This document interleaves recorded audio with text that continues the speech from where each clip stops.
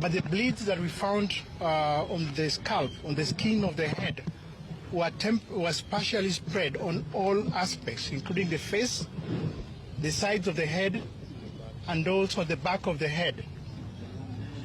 When we tie up together with other injuries that are well spread in the body, including the upper limbs and the trunk, then this is unlikely to be self-inflicted injury. Ladies and gentlemen, Albert Ojwang was a young man who was arrested in Homa Bay, then moved to Nairobi, later on pronounced dead.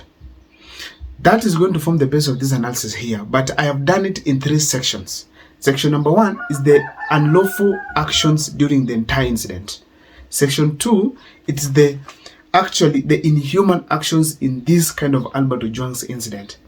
Section 3, of course, it's the human part of it. Now, the unlawful actions include the no offense aspect, in that Albert did not commit any offense that called for an arrest. And it was wrong for the police, actually 6 of them, to go for one man, basically for a tweet that nobody knows. And there's an allegation that it talked about corruption. Who is not corrupt in the entire William Ruto's government? How many times have people been talked about as far as corruption is concerned, and they've not been arrested, that it only called for the arrest of Albert Ojwang? Assuming Albert committed an offense. Now, the first offense is this. The first unlawful action is this. Albert Ojwang, how did the police locate him there? We all know, and it has been said by even Samson Cherargei, that Safaricom provided the location for Albert Ojwang. So Safaricom did the unlawful thing, providing the location of Albert Ojwang without his consent, without the court order. Number 2, after they have arrested the son of Ojwang, that is Albert, they took him to the local police station by the name Mawego. Now, in this police station, the OCS committed the first offense by allowing them to take him to Nairobi, where he was later on killed. It was unlawful to arrest someone in Homa Bay and then transport him to another police station. Yet there are courts in Homa Bay and there are lawyers there, there are magistrates who could have taken up the case. So the first person who should be charged right now as we speak is the OCS of that police station. Secondly, the transport itself was legal. The people who took him from Homa Bay all the way to Nairobi, what was their intention? The transport of Albert to Nairobi was very, very much illegal. Now, you also know that these people took him to Nairobi and he was booked at Nairobi Central Police Station after 26 hours. Where was Albert Ojwang all this time? What happened to him all this time?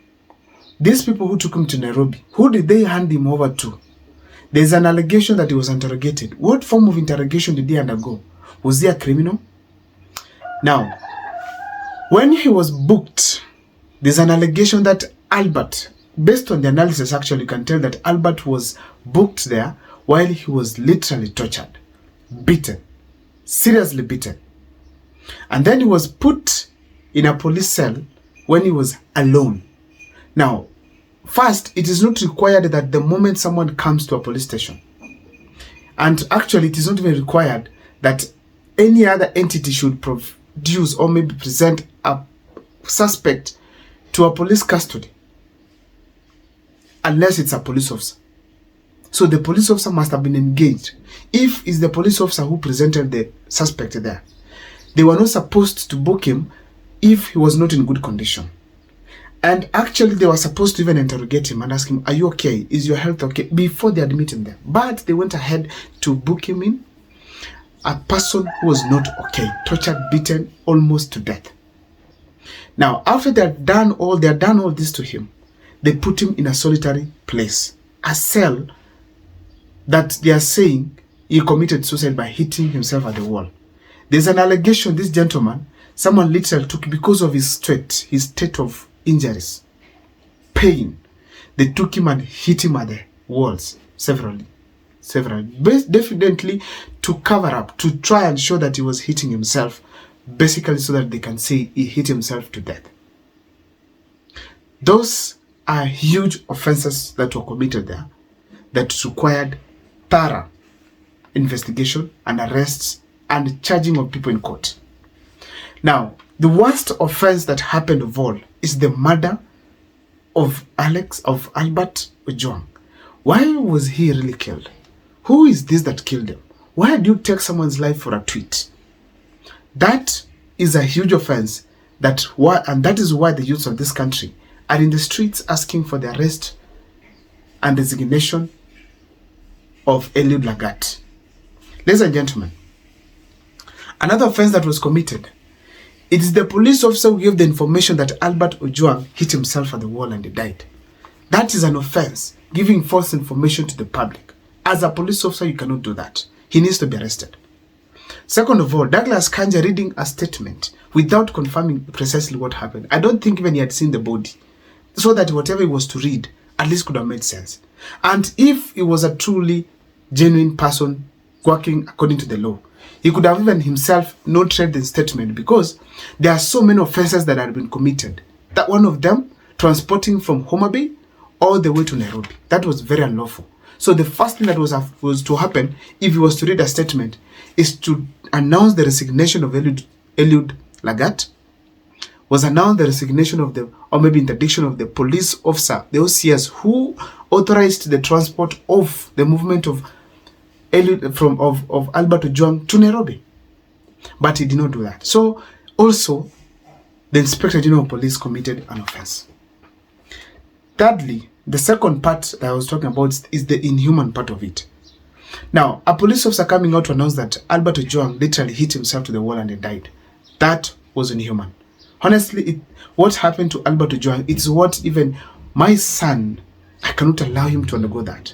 My brother, my father, it's not something that even the police officer who announced the same case saying that he hit himself at the wall, it's something that he cannot allow it to happen to himself or to his son. But he literally said it to cover it up, to take Kenyans for a fool. That was bad. Number two, actually it was inhuman. Number two, the statement read by the Inspector General of Police, yet it was unproven. That was inhuman. You do not care at all about the state of the family of the person who was actually killed. The father was crying. Now, another inhuman part, it is where the father was called at night by a police officer, telling that your son has died. Like, ni kama kijana yako alijiumiza na amekufa. Without literally caring whether this is a father you are telling and what might happen to him after hearing such kind of a news. That was so inhuman. Honestly, our police officers, probably there's something wrong with you guys. There's no way you could just make a statement just like that. Normally, when someone has died, you don't even call the immediate person to tell him, excuse me, your son has died.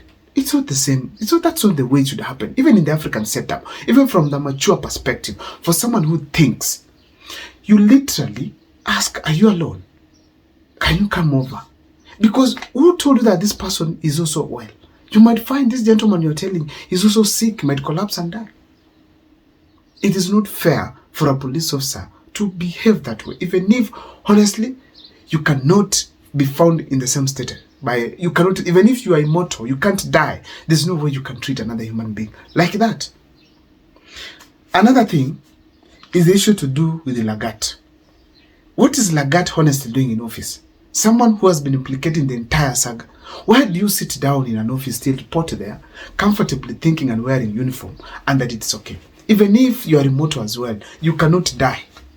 Even if you cannot die, even if you are untouchable, how do you feel when a father cries out of your actions? Because there's no way we can eliminate Eliud Lagat from this entire issue. He's the one who ordered this guy to be taken to Nairobi and face the consequences. We all know that. That's why the OCS probably could not refuse to allow the transport of Albert Ojwang to Nairobi. But he's still in office. That is so inhuman. While your father is crying, you're planning to receive your salary at the end of the month. Now, Apart from that, William Ruto, the President of the Republic of Kenya, is quiet, not even giving a statement on this. Honestly speaking, something that has caught the attention of the public, the entire nation is talking about it, except the president. And let's just leave it there. Now, Murkomen is having fun in Switzerland. Relaxed, enjoying himself. While in Kenya here, something is not good. What was he going to do in Switzerland? Is everything else sorted in the country that he's supposed to be in Switzerland? We all know what happens in Switzerland. As well, let me leave it there. Let me come down to the third part. That is the human acts. The human acts in the sense that people have really acted like they're human. Kenyans, most especially the youths, demanded the autopsy to be conducted yesterday. Were it not for the youths who demanded the autopsy to be conducted, as we speak today, it couldn't have been done. And some things could have been concealed. But now, due to the youth of this country, the autopsy was conducted. Number 2, Johnson Odor, I'm getting that he is a relative to Albert Ojwang. So, he could not literally conduct an autopsy on a relative who has been murdered by the police officers. It was touching. Number 3, ladies and gentlemen,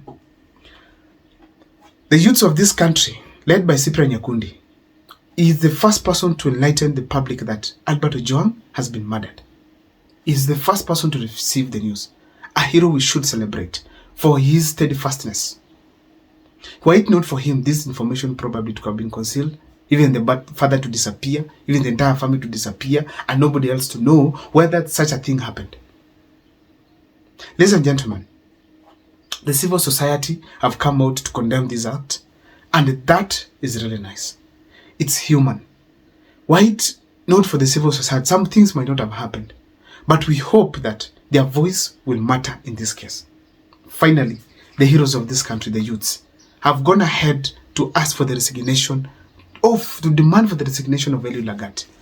I'm not so sure whether Eliud Lagat is going to listen to the voices of Kenyans, but as per to me, I feel that this kind of an incident, if William Ruto cares for the human beings who live in this country and outside the country, who has kids, who has a wife, who has a brother, William Ruto should ensure that these people, including Eliud Lagat, are in jail, if he's human enough.